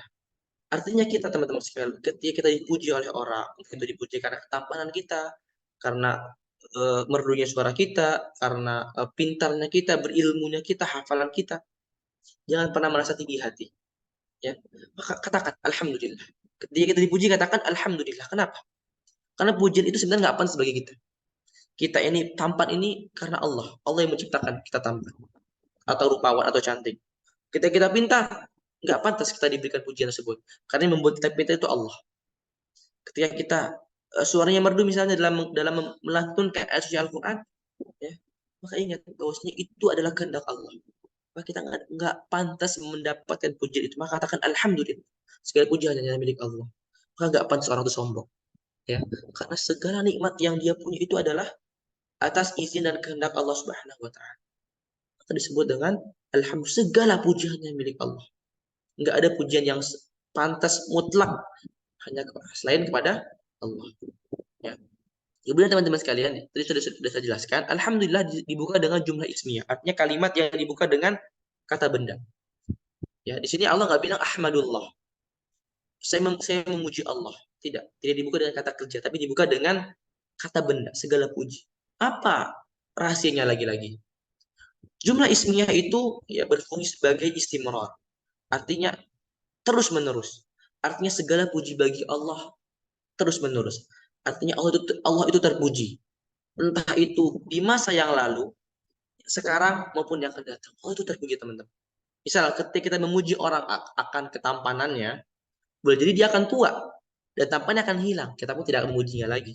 Atau kita memuji orang karena kepintarannya, boleh jadi kepintarannya akan hilang. Maka kita tidak memujinya. Adapun Allah, ya, maka kemahamuliaannya, kemahaterpujiannya itu kekal. Ya. Zaman sekarang, lalu maupun yang akan datang, Allah itu terpuji. Bahkan jikalau kita tidak memuji Allah, Allah sudah terpuji. Kita nggak perlu memuji. Allah tuh nggak perlu dipuji. Ya, sebenarnya Allah tuh nggak butuh dipuji, bukan nggak perlu dipuji, nggak butuh pujian kita. Ya, tapi kita memuji Allah sebagai bentuk ibadah kita kepada. Nah, itulah makna dari kenapa alhamdulillah dibuka dengan jumlah ismiyah. Kemudian alhamd di sini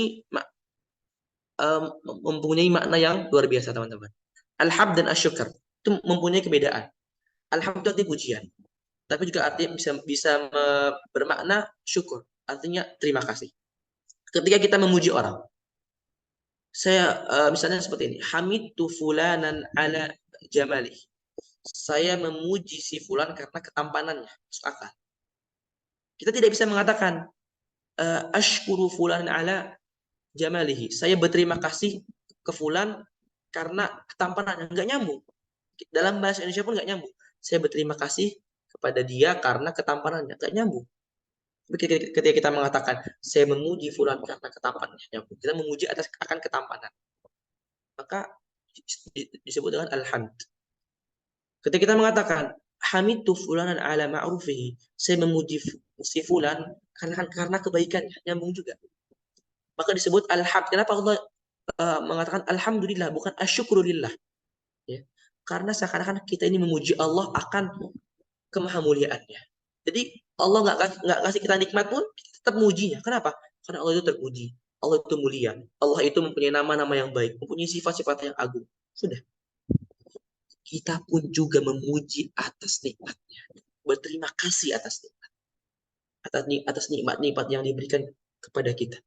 Wa in ta'udu ni'matallahi la tuhsuha. Jikalau kita ingin menghitung nikmat-nikmat Allah, maka tidak akan bisa menghitungnya. Mustahil kita menghitung nikmat Allah. Maka ketika kita mengatakan alhamdulillah, segala puji bagi Allah, sekarang kita mengatakan kita memuji Allah akan keagungan sifatnya, kemudian memuji Allah akan nikmatnya yang diberikan kepada kita. Ini kata alhamd. Masya Allah, luar biasa. Satu kata tapi mencakup makna yang banyak sekali. Ya.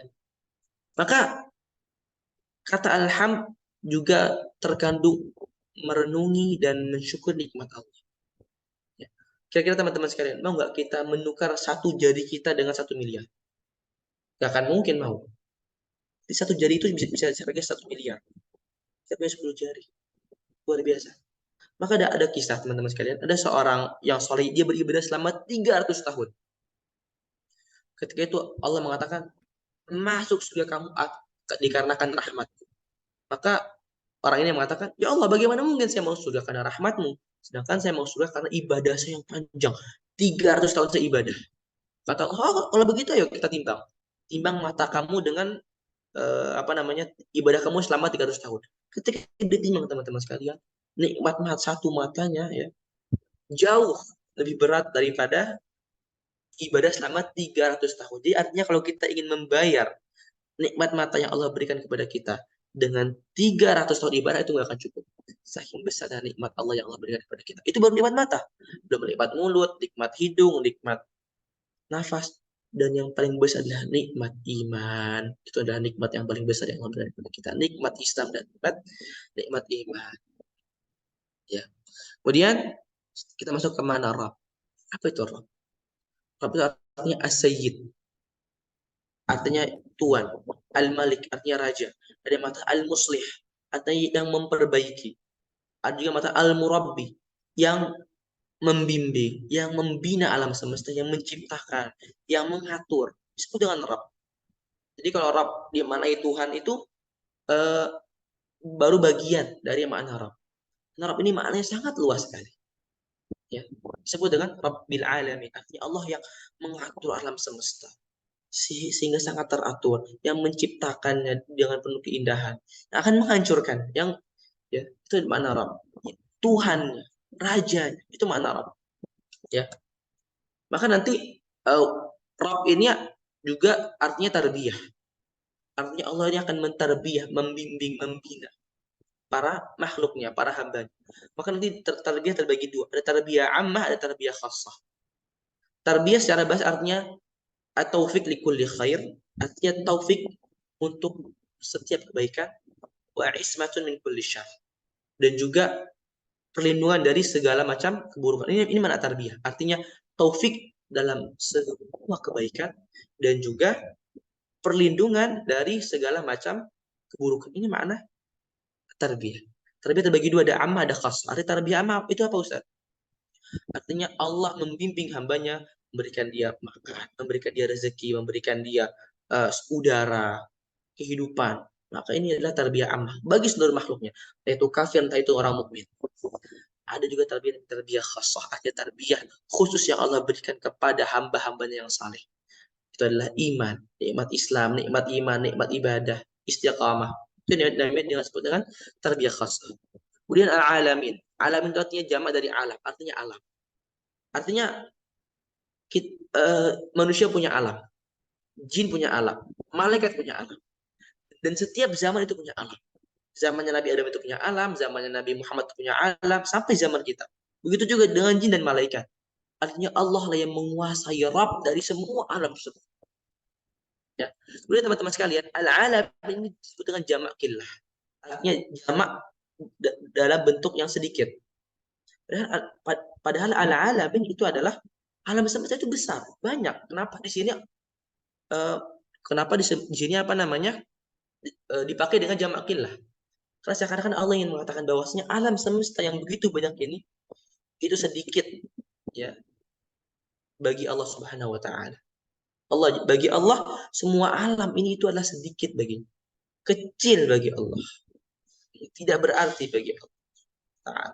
Saking besarnya Allah Subhanahu wa taala. Ya, maka inilah makna dari alhamdulillahi rabbil alamin. Ya, teman-teman sekalian, di sini kita mengetahui bahwasanya semua nikmat itu dari Allah. Kita harus bersyukur akan terhadap Allah Subhanahu wa taala. Ya. Kita harus terus bersyukur pada Allah. Karena dengan kita bersyukur kepada Allah, maka itulah kebahagiaan yang kita dapatkan. Entah itu bersyukur atas nikmatnya, bersyukur. Bahkan ketika kita ditimpa musibah, kita harus bersyukur kepada Allah. Kenapa, Ustaz? Karena ketika kita ditimpa musibah, Allah ingin menghapus dosa kita.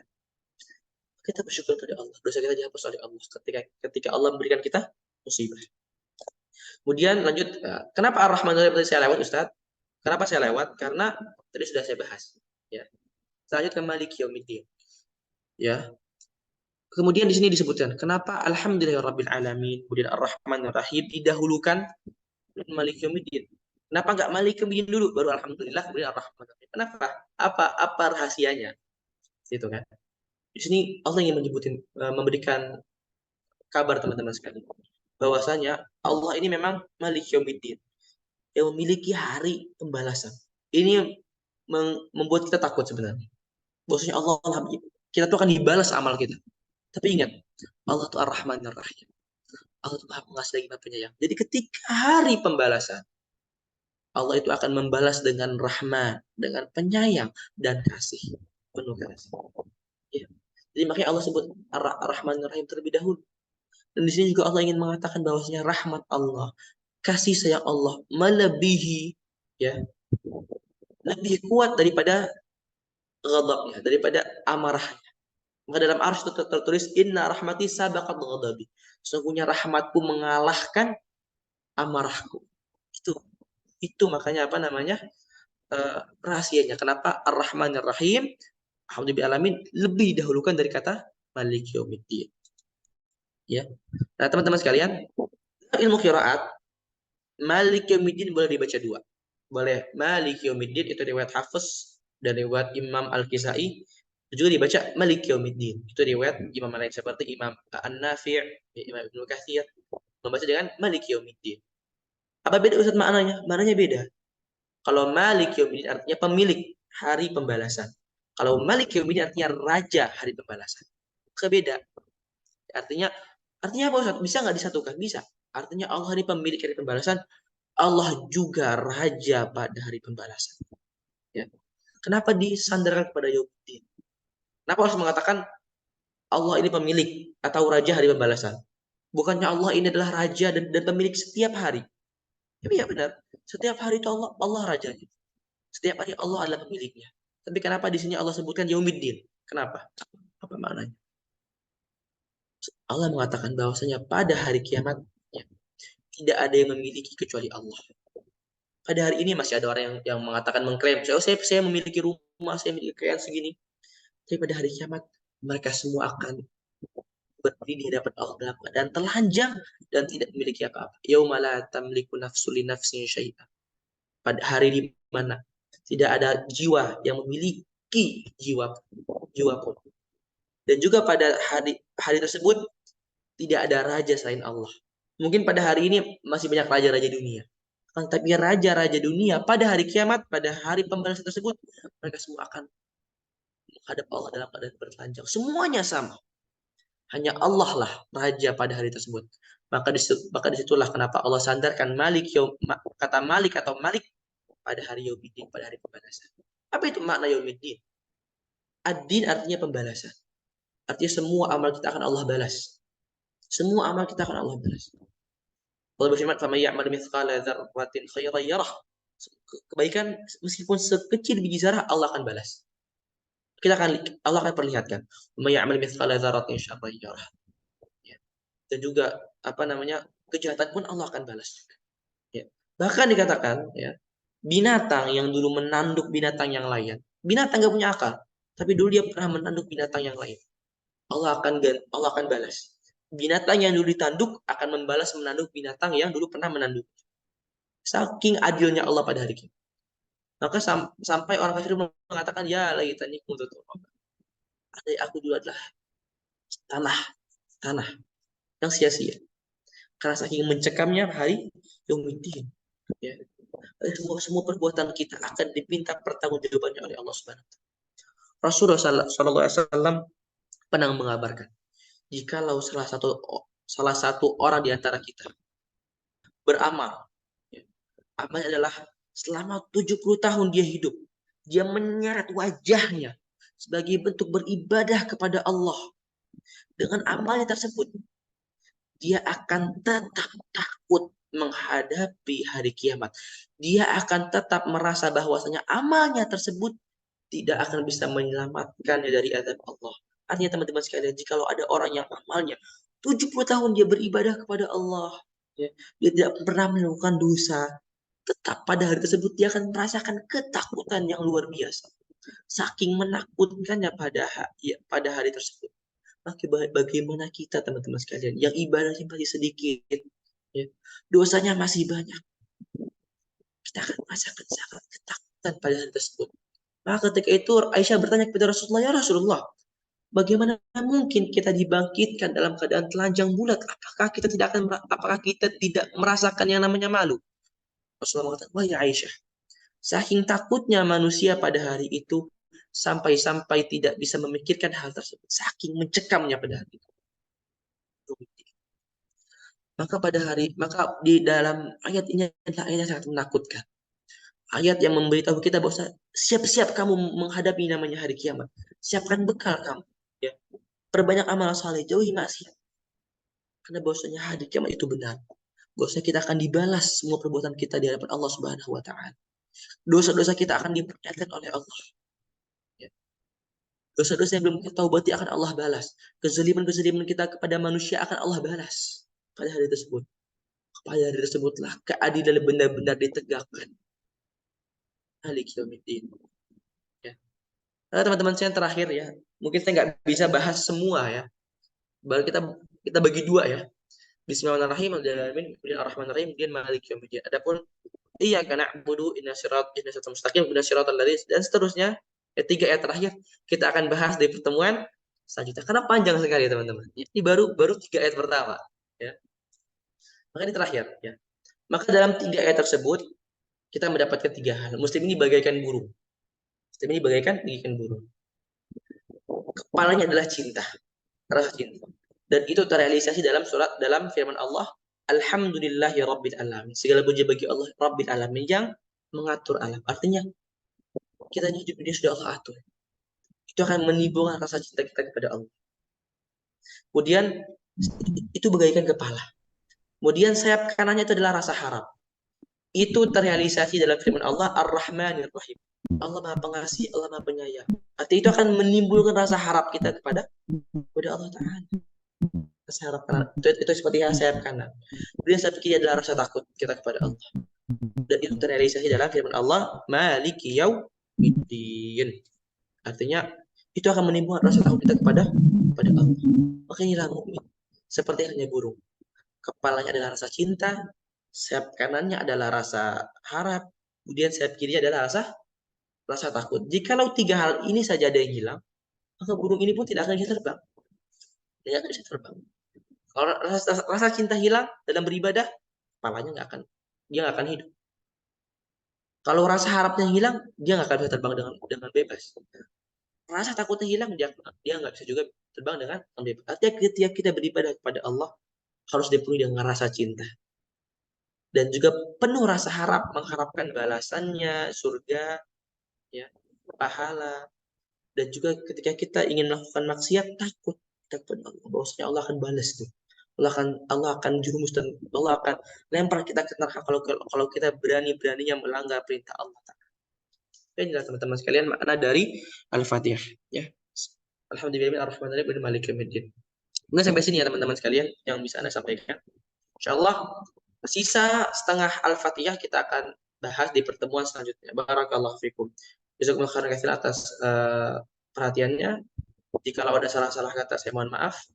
Jadi kita akan lanjut dalam pertanyaan yang saya akan kembalikan ke Ustazah Fari.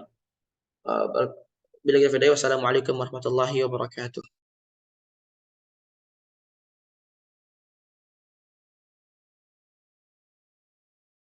Ustazah Fari silakan. Ada Ustazah Fari? Ya. Silakan jika ada pertanyaan sudah. Gini. Ya, siap. Oke, kita pemaparannya itu sudah selesai. Langsung saja kita sesi tanya jawab. Kita buka dulu. Ada resen ya? Berapa orang yang resen? 1, 2. Oke, kita ke Aromain. Ya, silakan. Bismillah. Jelas, suara saya. Jelas. Assalamualaikum warahmatullahi wabarakatuh. Alhamdulillah malam ini saya sangat senang jelasan antum yang singkat tapi detail. Pertanyaan saya cuma satu. Apa tadabbur yang bisa kita ambil dari peletakan surah Al-Fatihah di awal mushaf gitu. Sedangkan kan yang pertama turun itu surah Al-Alaq gitu 1-5. Nah, kira-kira apa tadabbur atau hikmah yang pesan yang ingin Allah sampaikan gitu dari peletakan surah Al-Fatihah ini di awal gitu. Karena kan sering pertanyaan tuh teman-teman. Kadang kok Al-Fatihah ini di awal, sedangkan kita belajar kan yang pertama turun itu surah Al-Alaq gitu. Nah, tapi kayaknya kayak mudah gitu, tapi jelasannya juga belum bisa gitu. Nah, jadi saya mohon baik. Yang tanyakan kenapa Al-Fatihah itu ditaruh di awal mushaf ya kan? Sedangkan dari urutan turunnya Al-Qur'an itu Al-Alaq duluan kan? Ya, betul bukan? Ya, teman-teman kalian, kita harus tahu bahwasanya penempatan urutan Al-Qur'an itu adalah taufiq. Artinya itu adalah murni atas perintah dari Rasulullah. Dia Rasul yang perintahkan, bukan ijtihad. Bukan pendapat dari ulama. Artinya itu adalah hal yang Rasulullah perintahkan pada para sahabat. Tulis Al-Fatihah di awal mushaf. Ya. Adapun Al-Fatihah ya memang dari urutan turunnya itu surat kelima. Jadi dari surat kelima yang turun. Yang pertama Al-Alaq, yang kelima itu baru Al-Fatihah. Tapi kenapa Al-Fatihah ditaruh di awal? Tadi saya sudah jelaskan. Ya. Karena Al-Fatihah itu seperti halnya Fatihah itu artinya pembuka, artinya yang membuka Al-Qur'an. Membuka Al-Qur'an. Jadi jikalau kita ingin memahami makna Al-Qur'an, ya, ingin membuka makna Al-Qur'an, maka kita wajib terlebih dahulu memahami Al-Fatihah. Jadi sudah saya jelaskan. Al-Fatihah itu mencakup semua makna Al-Qur'an. Pasti makna Al-Qur'an itu semua tercakup teringkas dalam Al-Fatihah. Jadi seakan-akan Allah ingin mengatakan kepada kita, ini Al-Fatihah ini adalah kunci yang membuka untuk mentadaburi, memaknai ya Al-Qur'an. Itu akhi. Jelas insyaallah ya. Barakallahu fikum. Ada pertanyaan lagi Ustaz? Gimana Pak Haramain tanggapannya? Ya, cukup. Ya, Lanjut ke yang kedua, Mbak Siftah Ardiansa. Ya, bismillah. Assalamualaikum warahmatullahi Oh, wabarakatuh. mohon maaf. Ustaz izin tutup kamera. Ya, ya, silakan. Tanya Ustaz, apakah ada khusus boleh apa dalilnya gitu, apa amalan tertentu kan ada kadang dengar itu di masjid-masjid itu suka membaca surah Al-Fatihah itu ada yang 9 kali, ada amal-amal khusus gitu untuk surah Al-Fatihah. Gitu. Apakah itu ada anjuran apa gimana gitu? Gimana dalilnya? Syukran Ustaz. Ya. Ini memang hal yang sangat sensitif sekali dibahas. Hal yang sensitif ini ya, saya tahu ini sensitif ini. Banyak orang yang berdebat di sini nih. Ya, boleh nggak baca Al-Fatihah? Mau baca ini? Al-Fatihah nggak mahal teman-teman, nggak baca Al-Fatihah. Ya, kalau ditanya dalilnya emang nggak ada. Baca Al-Fatihah sebanyak kali 10 kali nggak ada. Tapi ini maka tergantung niat. Niatnya apa? Kalau sebagai membuka, sebagai untuk mau mencari keberkahan itu nggak masalah. Syekhul Islam Ibnu Taimiyah, Syekhul Islam Ibnu Taimiyah, ya, ketika setelah sholat subuh beliau baca Al-Fatihah sampai syuruk. Kalau ditanya dalilnya nggak ada dalilnya. Antum cari hadis sampai nggak ada. Tapi ini Syekhul Islam Ibnu Taimiyah, ya, Syekhul Islam Ibnu Taimiyah, ya, ulama-ulama yang dilulukan oleh beberapa golongan tertentu. Dia membaca Al-Fatihah dari ada subuh sampai syuruk. Tujuan apa? Memang mencari keberkahan saja. Al-Fatihah kenapa? Karena Al-Fatihah adalah kita. Ummul Quran adalah ibu Al-Quran. Keberkahannya sangat luar biasa. Surat yang sangat agung. Jadi kalau tergantung niatnya. Ya, kalau niatnya sebagai mencari keberkahan, ya, mencari kemuliaan, itu nggak masalah. Ya, jadi masalah kalau kita meyakini, misalnya ada hadis dhaif, ada hadis palsu, ya, kemudian kita meyakini bahwa itu hadis sahih, kemudian kita amalkan itu yang jadi masalah. Adapun kalau cuma sebagai bentuk tabarruk, meminta keberkahan, ya insya Allah nggak masalah. Seperti itu. Barakallahu fiik. Ada pertanyaan lagi? Berarti keutamaannya itu ya belum ditemukan ya. Misal keutamaan untuk itu. Kalau antum tanya, Ustaz ada nggak hadis yang 9 kali baca Al-Fatihah? Ya, yang ini setahu saya ya, saya nggak nemu. Gitu. Ya, mungkin ada yang pernah nemu. Saya nggak. Ya menurut saya yang saya pelajari nggak ada seperti itu. Kalau ditanya 9 kali nggak ada. Tapi kalau ada orang yang melaksanakan hal itu, menurut saya nggak masalah. Kenapa? Karena bisa jadi dia ingin mencari keberkahan. Nah, seperti itu. Barakallahu fiikum. Ada pertanyaan lagi? Jazakallah khairan Zat. Baik. Udah ada pertanyaan lagi saya? Ya, ada lagi yang mau bertanya mungkin? Di chat atau di mana?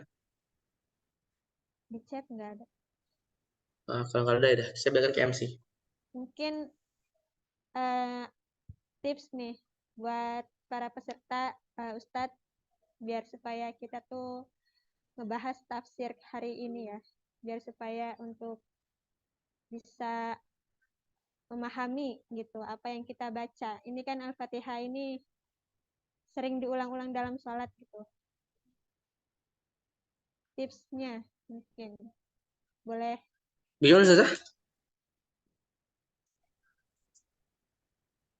Ya, tips untuk kita semua nih. Ini kan hari ini kita bahas tafsir surat Al-Fatihah. Gitu, dari awal sampai akhir. Biar supaya kita untuk Iya, kalau tanya tips saya perbanyak aja baca tafsir Al-Fatihah, ya kan? memahami dan Dari tafsir Ibnu Katsir, dengar kajian seperti ini, masya Allah, ya gitu. Jadi sebenarnya saya ini udah sering ya dengar. Jadi saya tuh kayak gini tuh berani isi kajian Al-Fatihah. Kalau surat saya belum tentu berani, karena saya udah sering mengkajinya. Saya sering dengar ceramah dari Syekh saya sering baca apa namanya buku kitabnya gitu kan. Kemudian di kuliah saya juga belajar. Jadi sering diulang-ulang, sering dikaji, ya, seperti itu. Jadi menurut saya sering dibaca, diikuti kajian Al-Fatihah. Di YouTube tuh ada kajian bisa Ustaz di Hidayat seperti itu. Yang bisa bahasa Arab mungkin bisa baca kitabnya. Kemudian yang bisa bahasa Arab mungkin bisa dengar para masyayikh apa namanya Arab yang menjelaskan seperti itu, ya. Jadi memang beda sih. Saya akuin ketika kita mempelajari tafsir dengan bahasa Indonesia dengan bahasa Arab itu beda. Lebih keras bahasa Arab. Makanya saya anjurkan teman-teman yang ingin belajar tafsir itu kalau bisa belajar dulu bahasa Arab. Ya, belajar dulu bahasa Arab agar bisa memahami Al-Qur'an seperti itu. Ini ada pertanyaan, Ustaz. Bagaimana cara Al-Fatihah bisa jadi doa? Ya baca aja Al-Fatihah. Itu kan sudah ada doa. Ihdinas siratal mustaqim. Minta tunjuk jalan yang lurus. Itu sudah doa. Baca aja, selesai. Niatkan untuk doa. Selesai. Ya kan seperti itu. Barakallahu fiikum. Baik. Sudah saja.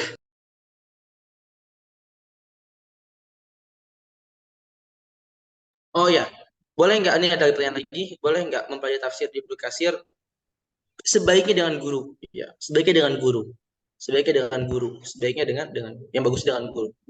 Tapi kalau sekedar baca doang nggak masalah. Untuk mengajarkan, ya itu masalah. Maka harus ada guru. Harus ada guru yang mengajarkan di kita, kemudian jangan balik. Kalau sekedar membaca sebagai wawasan nggak masalah. Tapi untuk diajarkan nggak bisa, harus ada guru. Karena takut kita salah memahami, ya kan? Tapi baiknya gimana? Baiknya dengan guru. Takutnya kita ketika kita mempelajari tafsir, takutnya nanti ada kesalahan yang kita kesalahpahaman, ya kan? Ada guru yang bisa membimbing.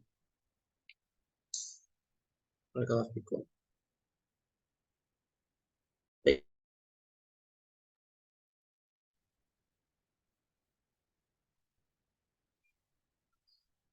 Bisa kita cukupkan saja. ini ada lagi Ustaz. Apakah terdapat keutamaan apabila kita membaca Al-Fatihah setelah kita berdoa? Apakah terdapat keutamaan?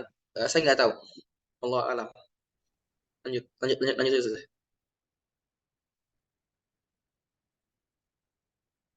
Mungkin jangan semuanya saja ya. Satu pertanyaan lagi ya.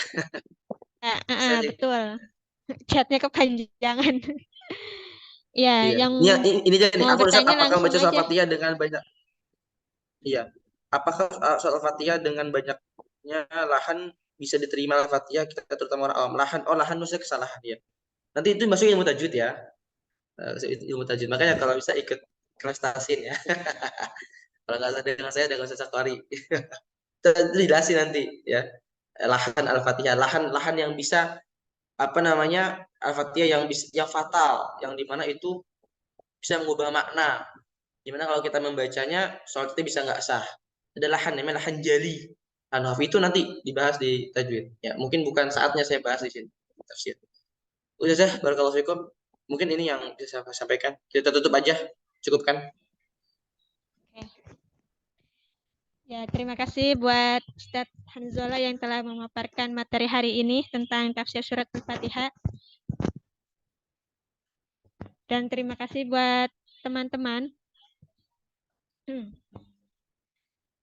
yang telah bergabung dalam kajian malam ini. Sebelum kita tutup, izin untuk doa, pimpin doa Ustadz Hanzola.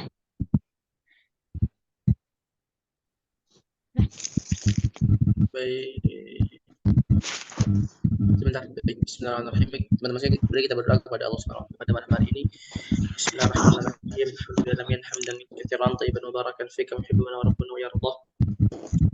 اللهم ارحمنا بالقرآن واجعله لنا إماما ونورا وهدى ورحمة. اللهم ذكرنا منه ما نسينا وعلمنا منه ما جهلنا وارزقنا تلاوته آناء الليل وأطراف النهار واجعل حجة لنا يا رب العالمين. اللهم اجعل القرآن ربيع قلوبنا ونور صدورنا وجلاء أحزاننا وذهاب همومنا وغمومنا برحمتك يا أرحم الراحمين. اللهم اغفر لنا ذنوبنا وذنوب والدينا وارحمهما كما ربونا صغارا ولجميع المسلمين والمسلمات والمؤمنين والمؤمنات الأحياء منهم والأموات إنك سميع قريب مجيب الدعوات يا قاضي الحاجات. ربنا ظلمنا أنفسنا وإن لم تغفر لنا وترحمنا لنكونن من الخاسرين. ربنا لا تزغ قلوبنا بعد إذ هديتنا وهب لنا من لدنك رحمة إنك أنت الوهاب. ربنا آتنا في الدنيا حسنة وفي الآخرة حسنة وقنا عذاب النار. وصلى الله على نبينا محمد وعلى آله وصحبه وسلم. بفضلك سبحان ربك رب العزة عما يصفون وسلام على المرسلين والحمد لله رب العالمين. بارك الله فيكم. Teman-teman, kita disediakan untuk mempelajari Al-Quran, baik itu bacaan Al-Quran ataupun tafsir. Ya, saya dari MC undur diri. Mohon maaf apabila ada kekurangan dalam memandu acara hari ini. Kita baca hamdalah, alhamdulillahirabbil alamin. Doa kafaratul majlis. Subhanaka Allahumma wa bihamdika asyhadu an la ilaha illa anta astaghfiruka wa atubu. Assalamualaikum warahmatullahi wabarakatuh. Waalaikumsalam warahmatullahi wabarakatuh. Jazakumullah khairan katsiran Ustazah.